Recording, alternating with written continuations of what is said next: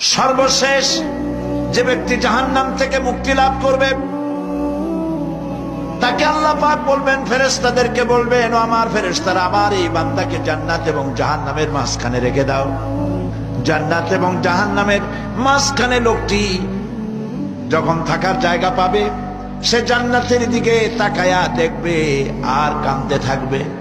আল্লাহ পাক জিজ্ঞেস করবেন, বান্দারে, যুগের পর যুগ ধরে জাহান্নামে কেঁদেছ, আমি রব্বুল আলামিন জাহান্নাম মাফ করে দিয়া জান্নাত জাহান্নামের মাঝখানে রেখে দিয়েছি, আযাব থেকে তো বেঁচে গেছো, এখন কাঁদো কেন?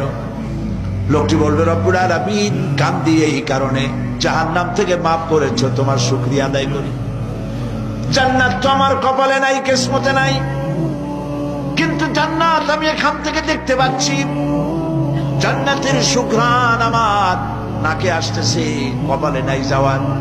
আমি কাঁদি এই জন্য, তুমি যদি মেহেরবানি করে আমাকে জান্নাতের দরজার কাছে একটু দাঁড় করায় দিতা, প্রাণ ভরে তোমার জান্নাতের দৃশ্যটা একটু দেখতাম।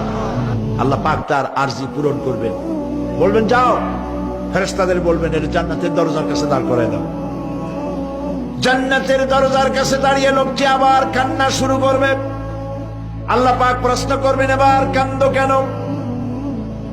লোকটি বলবে, রব্বুল আলামিন কান্দি এই কারণে, জান্নাতের এই দরজায় দাঁড়ায়া জান্নাতের অফুরন্ত নেয়ামত কিছুই ভালো করে দেখা যায় না, শুধু অল্প জায়গা দেখি। যদি তুমি আমারে দয়া করে জান্নাতের মাঝখানে দাঁড় করায় দিতা, চতুর্দিকে তাকায়া তাকায়া দেখা কলিজারে ঠান্ডা বানাইতাম। তবে আমি ওয়াদা করি, জান্নাতের কোন নাজ নেয়ামত, কোন ফল আমি খাবো না, ধরবো না, সইব না। একটুখানি মেহেরবানি করে মাঝখানে দাঁড় করাইয়া দাও, জান্নাতে ঠান্ডা করি।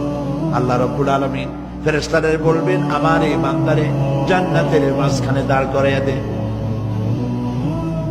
আল্লাহর নবী বলেন, জান্নাতের মাঝখানে দাঁড়িয়ে লোকটি আগের চাইতে আরো জোরে চিৎকার মেরে কাঁদতে থাকবে।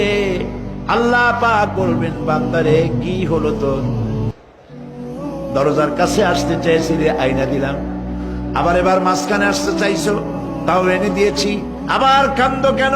লোকটি বলবে, রব্বুল আলামিন এবার কান্দি এই জন্যে, তুমি যখন দয়া করে একটিবার জান্নাতের মাঝখানে এনে আমাকে দাঁড় করায় দিয়েছো, তুমি রহমান রহিম গফুরুর রহিম, এই জান্নাত থেকে আবার আর বাইর করে দিও না।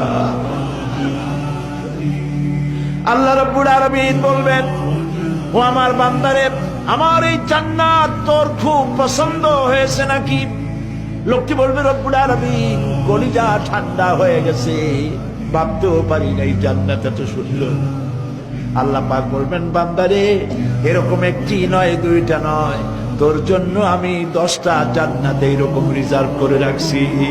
সুবহানাল্লাহ।